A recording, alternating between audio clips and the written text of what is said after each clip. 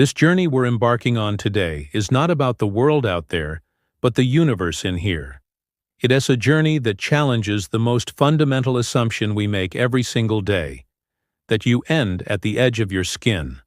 We're going to explore a radical, mind-bending, and increasingly plausible idea, that our consciousness is not an isolated island but a single shore connected to a vast, invisible ocean of awareness, an ocean that links us to everyone we've ever known, and perhaps even to the people we could have been in other realities.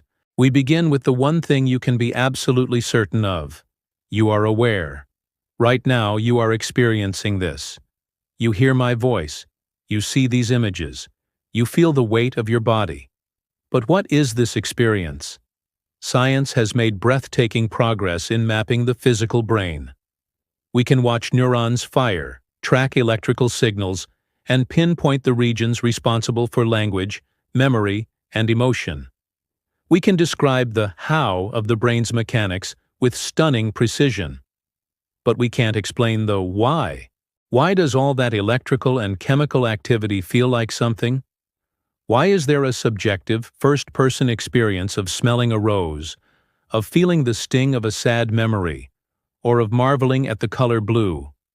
This is what philosophers call the hard problem of consciousness.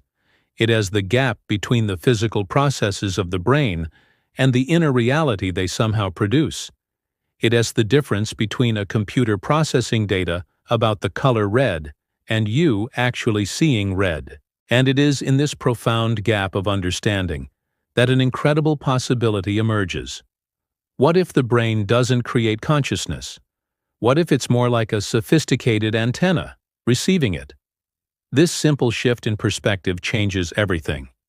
It suggests our personal awareness isn't an isolated spark generated in the darkness of our skulls, but rather a localized expression of a much larger pre-existing field. It reframes us not as lonely islands, but as unique points along the coast of a single, boundless ocean of awareness. An ocean that might just connect our world to others, and ourselves to our other selves. The first breadcrumbs on this trail might be found in our most deeply human and often dismissed experiences. Think about empathy.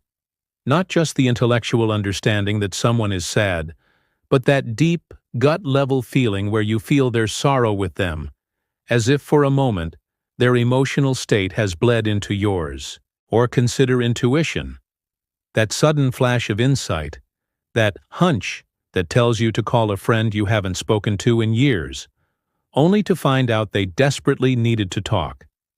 Where does this information come from? It seems to bypass our 5 traditional senses.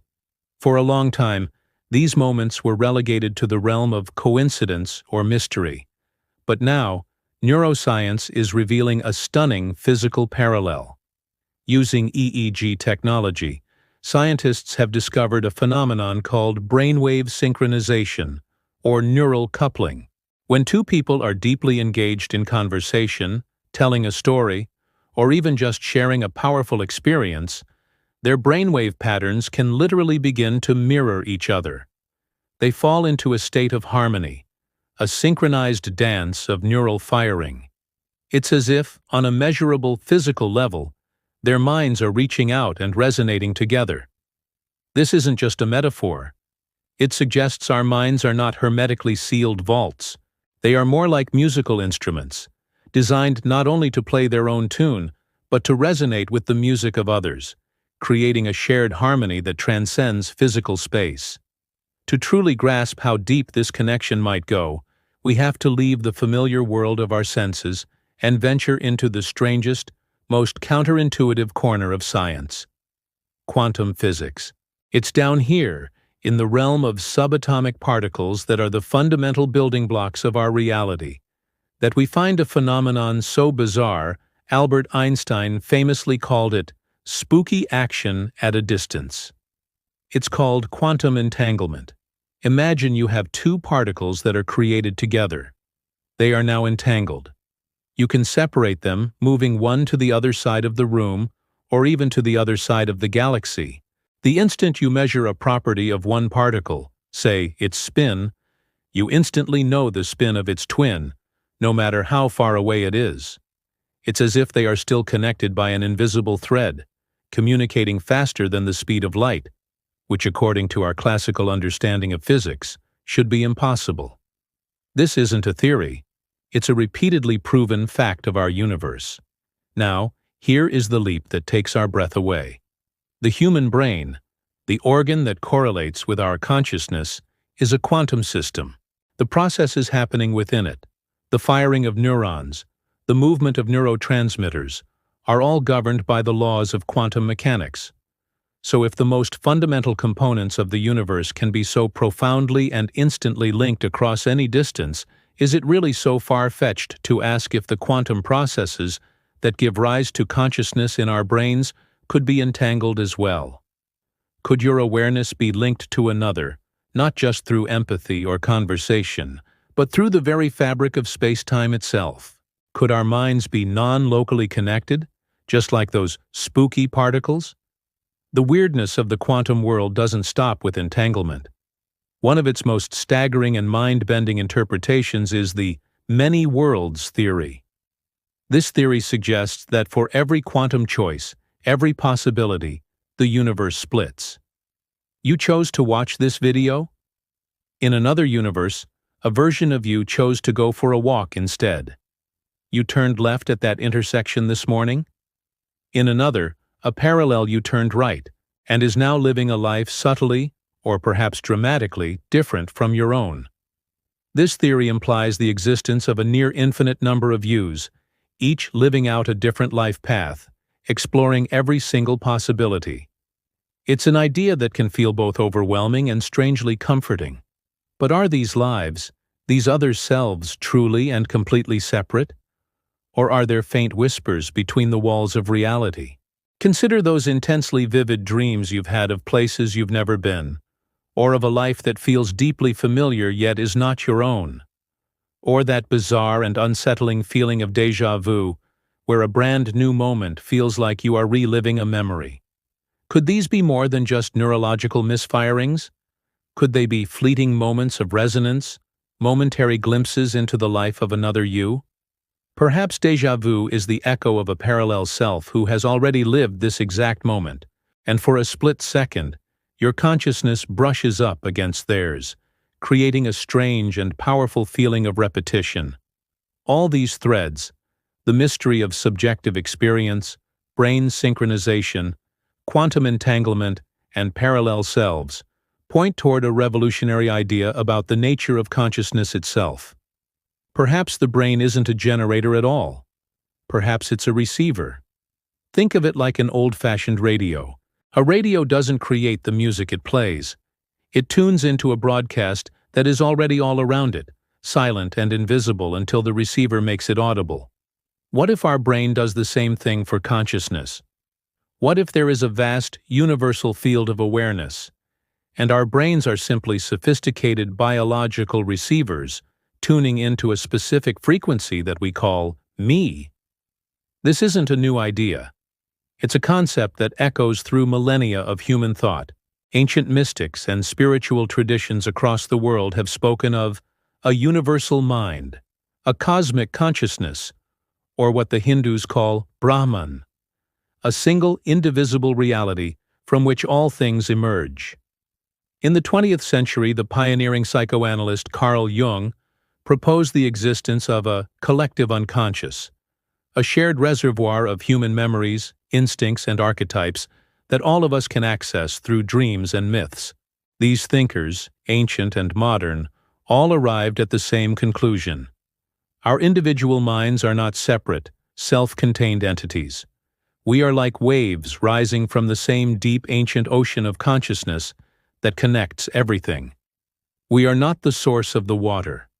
We are a temporary form that the water takes. Now, at this point, it is absolutely essential to invite the voice of skepticism to the table. Skepticism is not the enemy of discovery. It is its most vital partner. It's the voice that reminds us that extraordinary claims require extraordinary proof. It rightly points out that empathy could be a complex biological mirroring system, that intuition could be subconscious pattern recognition, and that feelings of connection could be powerful projections of our own minds, born from a deep-seated human need to feel less alone. Coincidence is real, and our brains are masterful at finding patterns, even where none exist. And yet, we must also remember that every great leap in human understanding began as an act of radical imagination. Before black holes were ever observed, they were a bizarre mathematical prediction, a flight of fancy in Einstein's equations that even he found hard to believe. Before we understood that continents drift across the face of the planet, the idea was dismissed as absurd. Science is a story of turning the seemingly impossible into the accepted reality. And so, while we hold hands with our skeptical friend, we also allow ourselves to imagine. We imagine that our thoughts might be more than just private events, that they could be ripples in a pond, capable of interacting with others. We dare to imagine that the fabric between realities might be thinner than we think, and that the greatest discoveries ahead of us lie not in the outer cosmos, but in the inner cosmos of consciousness itself. If we are all swimming in this ocean of consciousness, connected by this universal field, why do we feel so separate most of the time? And why do these moments of profound connection, deep empathy, uncanny intuition, or transcendent unity seem so fleeting and rare? The answer may lie in the very instrument that is doing the perceiving: the brain. Let's return to the idea of the brain as a sophisticated transceiver. Its primary job, handed down through millions of years of evolution, is survival. To survive, you need to focus. You need to know the difference between me and not me, between a predator and a source of food, between safety and danger. The brain creates a powerful filter, a kind of focusing lens, that generates our sense of being a separate, individual self. This ego is not a mistake. It's a brilliant survival tool. However, this connection to the larger field might not be an all-or-nothing affair. It might be more like a signal that can vary in strength, and certain conditions, certain states of being, seem to amplify that signal by temporarily relaxing the brain's filter. Think of moments of intense emotion. In the throes of profound love, the boundaries between you and your beloved seem to dissolve. In a sudden crisis, people report a sense of unity and selfless action that transcends their normal personality. Altered states of awareness, whether achieved through deep meditation, the rhythmic trance of dance, or even the profound and mysterious process of a near-death experience, consistently produce reports of dissolved boundaries, of a feeling of merging with a larger, loving, and interconnected reality. These aren't just psychological states. They may be moments when the transceiver of the brain tunes into a broader, more fundamental frequency of connection. As we explore these frontiers of modern science, it is both humbling and astonishing to realize that we are, in many ways, rediscovering a timeless truth. If you look across the globe and through the ages, you find a powerful, consistent theme woven into the very fabric of human wisdom. Consciousness is not limited to the body or the brain. This is not a New Age fad. It is one of the oldest pieces of human knowledge. The indigenous cultures of Australia speak of the dream time, a dimension that is both ancient and ever-present, which can be journeyed through in altered states to gain wisdom and connect with the spirit of the land. The philosophies of the East, like Buddhism and Taoism, are built around the practice of dissolving the ego, the illusion of the separate self, to realize one's true nature as part of an indivisible whole. The mystics of the West, from Christian saints to Sufi poets, wrote of achieving a divine union, a state of ecstatic connection where the individual I merges with the universal all. These traditions, separated by thousands of years and thousands of miles, all developed different languages, rituals, and techniques, but they were all pointing to the same fundamental experience. They all reported that our awareness can travel beyond the body, touch the minds of others, and move through dimensions we can barely imagine. They suggest we are not pioneers discovering a new continent, but amnesiacs rediscovering a home we had long forgotten. Let us return to the strange world of physics for a moment and revisit that concept of the non-locality, the principle behind quantum entanglement. It means that some things are connected outside the normal bounds of space and time. They don't need to send a signal through the intervening space. Their connection is instantaneous and fundamental. Now, let's apply this radical idea directly to the mind. What if consciousness itself is non-local? What if it's not actually in your skull? What if it's part of a field that is, in a sense, everywhere at once, and your brain simply provides a focal point for it to experience reality from a specific perspective? This is, of course, a huge and controversial idea. But are there any experiments that even hint at such a possibility? Some researchers believe so. There have been controversial but intriguing studies, often called remote staring or distant mental influence experiments. In a typical setup, one person, the sender, is shown a series of flashing lights or other stimuli that cause a specific, measurable response in their brain activity. Miles away, in a sealed, soundproof room, another person, the receiver, is simply told to relax and think about the sender. In some of these studies, researchers have reported that the receiver's brain activity shows a subtle but statistically significant echo of the sender's brain activity at the exact moments the sender is being stimulated. There is no known conventional link, no signal being sent. It hints at a direct non-local connection, a whisper between two minds that defies our current understanding of biology and physics. Let's dive deeper into those personal experiences that are so common, yet so hard to explain within a purely materialistic framework. We've already touched on déjà vu, but let's really sit with that feeling. It's not just a vague sense of familiarity. It's an uncanny, crystal-clear conviction that you have lived this exact moment before. The light slanting through the window, the words your friend is about to say, the feeling in your chest. If we entertain the idea of parallel selves, could this be a moment of crosstalk on the cosmic switchboard?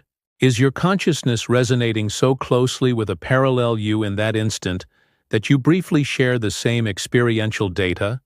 And then there are our dreams. For modern science, dreams are often dismissed as the brain's nightly housekeeping, consolidating memories, processing emotions, a kind of neural noise. But what if they are more? What if the dream state, where our rigid filtering ego is relaxed, is a natural gateway into this shared reality, this interconnected field? Could dreams be a meeting ground, a virtual space where our consciousness can intersect not only with the minds of others, but potentially with these alternate universes? Think of shared dreams, where two people dream of each other on the same night, or dreams that seem to provide solutions to problems that were unsolvable in the waking state. Perhaps the theater of sleep is where we are least separate, where we subconsciously dip back into the cosmic web that connects us all. To build a more concrete model of how all this might work, we can use the powerful concept of resonance. Everything in the universe vibrates. From the string in a piano to the atoms in a crystal, everything has a natural frequency. When you strike a tuning fork, another tuning fork of the same frequency across the room will begin to vibrate in sympathy, without ever being touched. This is resonance. What if consciousness also operates on a principle of resonance? What if our thoughts, our emotions, and our states of awareness all have their own unique vibrational frequency? In this model, minds that are tuned to a similar frequency, minds that are focused on the same idea, feeling the same emotion, or sharing a deep bond, can naturally align and exchange information, just like those tuning forks. This would explain empathy and brainwave synchronization perfectly. But it also raises a crucial question. If we are all part of one resonating collective field, why do we feel so separate? This brings us back to the brain's role as a filter. For day-to-day survival, our brain is tuned to a very narrow bandwidth, the reality frequency. It filters out the overwhelming majority of information to keep us focused on the task at hand, navigating the physical world. But in those altered states we discussed, meditation, flow, deep love, that filter opens up. The dial on the radio begins to scan. We temporarily stop being just the single station and start to hear the vast spectrum of awareness in which we are always immersed. Our exploration has so far challenged our perception of space, suggesting our minds are not confined to our skulls. But now, we must challenge our perception of time. We experience time as a straight arrow, an unstoppable river flowing from a fixed past, through the fleeting present, into an unknown future. But modern physics, particularly Einstein's theory of relativity, suggests that time is not so simple. Time can bend, stretch, and slow down.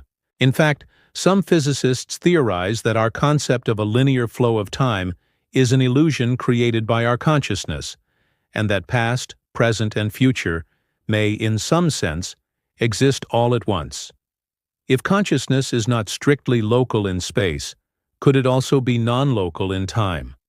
If our awareness is part of a universal field that exists outside of space-time, it could potentially access information from other points in the timeline. This might provide a framework for understanding deeply mysterious phenomena like precognition, the experience of knowing something is going to happen before it does. It could be a sudden, vivid dream of a future event, or a strong intuitive feeling that saves you from danger. These might not be magical predictions, but rather moments where our awareness, untethered from the linear flow, brushes up against another point in time or resonates with a version of ourselves who has already lived that future. Some of the most compelling, though anecdotal, hints of this interconnected field come from the history of human creativity and scientific discovery. How often have we heard stories of major breakthroughs occurring to different, unconnected people at roughly the same time? The co-discovery of calculus by Newton and Leibniz, or the theory of evolution by Darwin and Wallace, are classic examples. It raises a fascinating question. Do ideas originate solely inside an individual's brain, or do they exist in a shared non-local field, like a potential waiting for a prepared and tuned-in mind to receive them? Furthermore, we can look at controlled studies in the controversial field of parapsychology that have explored telepathy, or mind-to-mind communication. The Ganzfeld experiments, for example, place a receiver in a state of mild sensory deprivation, while a sender, in another room, concentrates on a randomly selected image. The receiver then describes any impressions they get. While highly controversial and not universally accepted, meta-analyses of decades of these studies have shown a small but persistent, statistically significant result that is above what would be expected by chance. It suggests that, under the right conditions, information can indeed travel between minds in ways we do not yet understand. Let's delve back into that provocative idea of parallel selves, because it offers a radical new lens through which to view our own lives and our connection to others. Imagine for a moment that those inexplicable talents you have, or that strange, unearned nostalgia you feel for a certain historical era, could be bleed-throughs. That natural affinity you have for playing a musical instrument you've never studied? Perhaps it's an echo from a version of you who dedicated their life to music. That deep, inexplicable sadness you feel when looking at old photos of a place you've never visited? Maybe you're tapping into the residual memory of another you who lived and lost there. This idea also transforms our understanding of empathy. We typically think of empathy as a biological mirroring process. Our brain simulates what another person is feeling. But what if it's deeper than that? What if empathy is a momentary merging of awareness?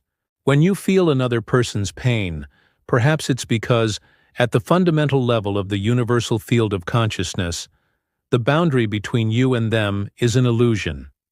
You are feeling their state directly because, in a very real sense, you are them. Their experience is part of the collective whole that you are also a part of.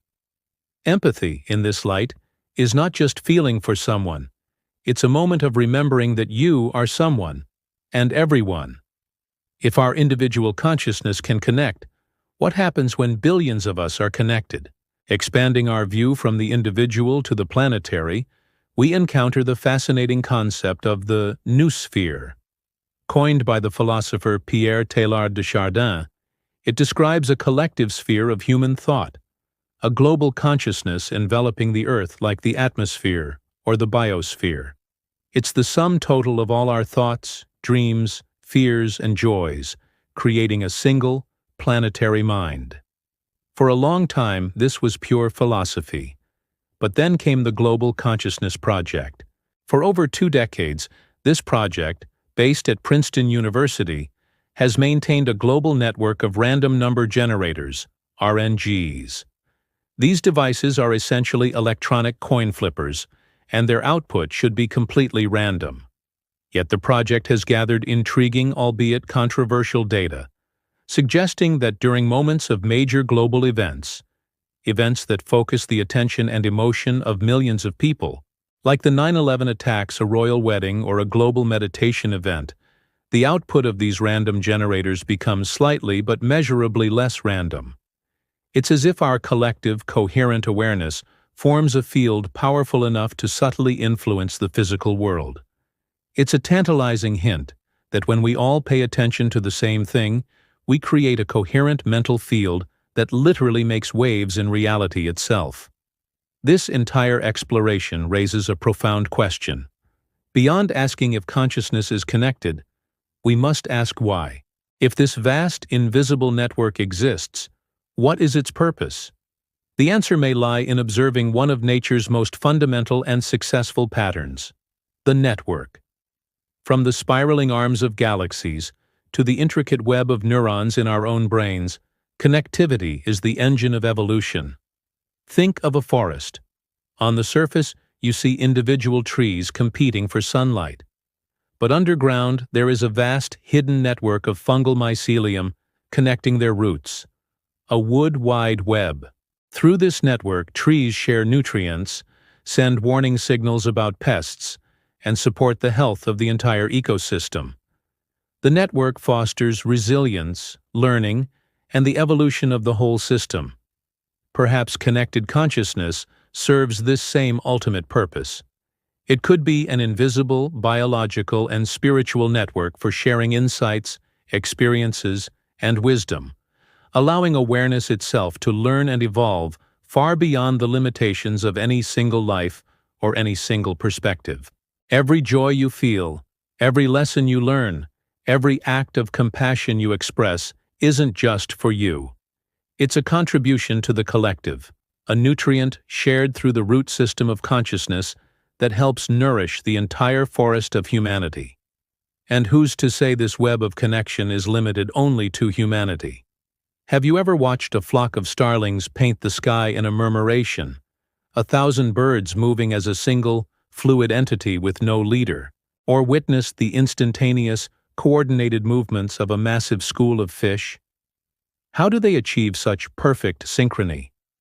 Perhaps they are tapped into a shared field of awareness, a group mind that allows for instantaneous, non-local communication. This line of thinking can take us even further, to the deep, unspoken bond that can exist between humans and their animal companions. A look, a feeling, a sense of knowing what the other needs. And it leads us to an ancient and recently revived philosophy called panpsychism. This is the view that consciousness is not something special that arises only in complex brains. Instead, it is a fundamental and ubiquitous property of the universe, present in everything. In this view, a star, a river, a mountain, a stone, all possess some rudimentary form of experience or proto-consciousness. If this is true, then connection is not the exception. It is the absolute, unbreakable rule of existence. The universe is not a collection of dead objects with a few pockets of life. It is a single, great, conscious being, exploring itself through an infinite variety of forms. This brings us face to face with the central paradox of our entire exploration. If we are all expressions of a unified consciousness, if we are all waves in a single ocean, Why do we live with such a profound and often painful sense of separation? The answer, as we've touched upon, may be that individuality isn't a bug. It's a feature. It is a crucial tool, a filter deliberately created by the brain that allows the universal consciousness to have a focused, unique, and personal experience. Think of it like this: a single, infinite, white light, unified consciousness, shines through a prism, your body and brain. The prism breaks the white light into a unique spectrum, a beautiful rainbow of individual colors, you, me, and everyone else. Each color is a distinct and beautiful expression, yet all of them originate from the same single source of light. Our purpose isn't to deny our color, but to express it as vividly as possible, while never forgetting that we are also the light. Those rare and precious moments of awakening or enlightenment, reported by mystics throughout history, can be seen as moments where the prism becomes momentarily transparent, where the filter thins, allowing us to experience the boundless, interconnected reality of the white light that is always, and already, our true nature. As we search for a scientific language to describe these ideas, we encounter theories that live on the frontiers, pushing the boundaries of what's considered possible. One such idea is the theory of morphic fields, proposed by biologist Rupert Sheldrake.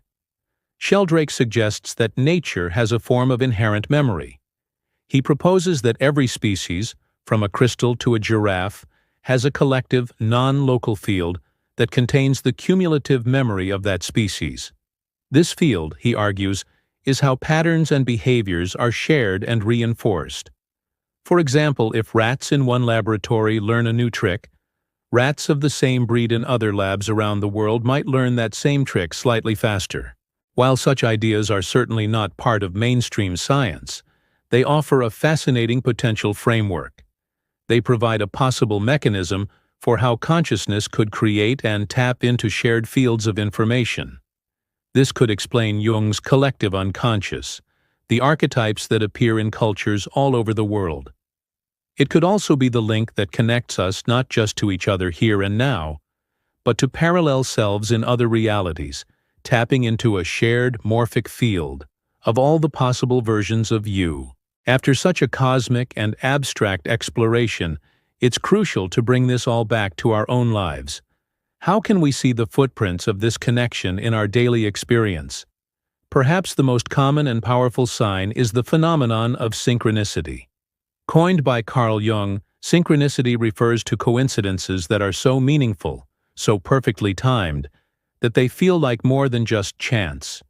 They feel like a secret language of the universe, a wink from the cosmos. It's when you've been struggling with a problem for weeks, and you open a random book to a page that contains the exact answer you need. It's when you're thinking of a long-lost friend you haven't seen in a decade, and your phone rings, and it's them. Skepticism calls this confirmation bias. But for those who have experienced a truly profound synchronicity, it feels different. It feels like a ripple in the fabric of connected mind and reality. It is a quiet but powerful reminder that you are not just a random actor in a chaotic world, but that you are part of a hidden pattern, a grander conversation that is always unfolding around you and through you. Ultimately, accepting the possibility that consciousness is connected doesn't just change how we see ourselves. It transforms our entire understanding of reality itself. If we are all nodes in a universal network of awareness, then maybe the purpose of the universe is a form of self-exploration. Perhaps the cosmos, this one great mind, seeks to know itself in every way imaginable, through every possible perspective, through your eyes, your joys, your heartbreaks. In this view, every single life, no matter how small or seemingly insignificant, is an essential and irreplaceable contribution to the whole. Even our struggles and our pain have profound meaning, as they add a unique texture and depth to the totality of experience. Resonance becomes the key organizing principle of this reality. Our thoughts and feelings are not private, ephemeral events that disappear after we feel them. They are vibrations that we are constantly broadcasting into the universal field. They are our contribution to the symphony of existence across all realities. This implies a gentle but profound responsibility. The quality of our inner world, the love, compassion, and peace we cultivate, is not just for our own benefit. It is a frequency that ripples outward, harmonizing with and subtly uplifting the entire field. Let's revisit that painful paradox of our perceived isolation one last time, but reframe it. Instead of seeing our separation as a flaw, a bug in the system, or a state we need to escape, we can reframe it as a fundamental and necessary feature of existence. The illusion of separation is the canvas upon which the art of life is painted. It is the stage upon which the drama of relationship, love, loss, and learning unfolds. Without the initial experience of being separate, the profound joy of connection would be impossible. You need the silence to appreciate the music. Seen in this light, even suffering takes on a new meaning. While it is undeniably painful, it is also one of our most powerful connectors. The shared experience of pain and vulnerability fosters a deep compassion and a raw empathy that can break through our egoic shells. It is in our moments of deepest need that we often reach out and discover our shared humanity. The recognition that our pain, while unique to us, is part of a universal human experience. It deepens the empathy that flows through the field, reminding us that the shortest path back to unity is often through a shared and open heart. As our journey together comes to a close, we can synthesize all these incredible, mind-stretching ideas into a new way of being, a new way of living. If consciousness is a vast, interconnected field, then our lives are fundamentally defined by relationship. Our relationship to others, to the planet, to the cosmos, and even to all the parallel versions of ourselves we can only imagine. Every thought we think, every word we speak, every action we take, and every dream we have is a contribution to this magnificent, interwoven whole. This isn't just a philosophy, it's a practice. It means looking at a stranger and seeing a part of yourself. It means recognizing that the kindness you show to another is, in a very real sense, a kindness you show to yourself. It means understanding that the health of the planet is inseparable from your own health. So tonight, as you drift into sleep, I invite you to try a small experiment. As you lie in that quiet space between waking and dreaming, a state where the filter of the ego naturally begins to soften, allow yourself to feel into this possibility. Feel your awareness expanding beyond the boundaries of your body. Imagine your consciousness as a gentle light, connected to all the other lights around you, connected to the light of the earth and the stars. Remind yourself that you are never, ever truly separate or alone. You are an essential, beloved part of an infinite, mysterious, and profoundly interwoven reality. You are a unique note in a cosmic song, and your part matters more than you can possibly imagine. What do you think? Have you ever had an experience, a moment of profound empathy, a startling coincidence, or a vivid dream that made you question the boundaries of your own mind? Share your story in the comments below. I truly believe that in sharing these experiences, we help each other map this invisible landscape. Thank you for joining me on this journey into the heart of mystery. I wish you profound health, deep connection, and endless curiosity. And if this exploration resonated with you, please consider subscribing to the channel to continue questioning, wondering, and exploring together.